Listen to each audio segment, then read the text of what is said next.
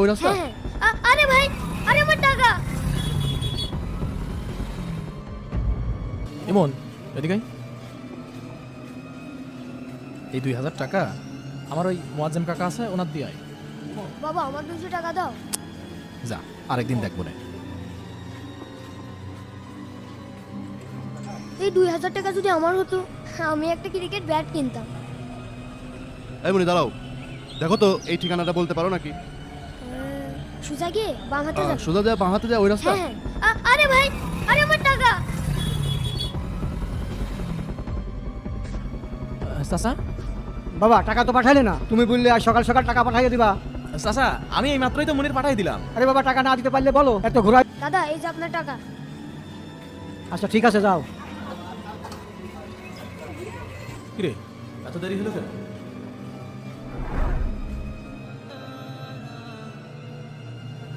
কিরে মন, কি করছিস এখানে? ভাই একটু আগে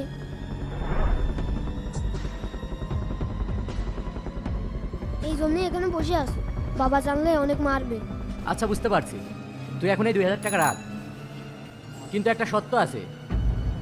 100 টাকা করে আগামী 30 দিন আমার এই দোকানে এসে প্রত্যেক দিন দিয়ে যাওয়া লাগবে। আচ্ছা ভাই। বাবা একটু লাইব্রেরিতে গিয়েছিলাম তো, তাই জন্য আর কি। ও আচ্ছা ঠিক আছে, যা ভর্তি বই।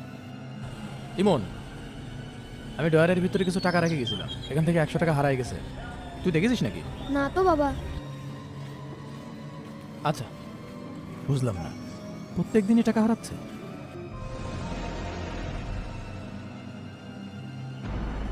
টাকা নিয়ে আসিস? কই দে। ঠিক আছে যা। আজ 2 দিন টাকা দিয়ে যাস না কেন? এই কি বলছে? বাবা আমি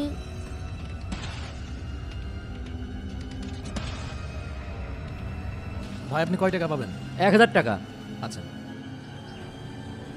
এই নেন।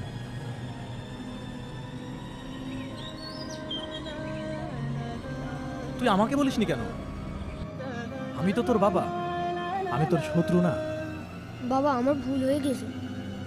শোন বাপ, যত খারাপ পরিস্থিতি হোক না কেন, যত বড় বিপদই হোক না কেন, তুই আমার কাছে আগে বলবি। আচ্ছা বাবা।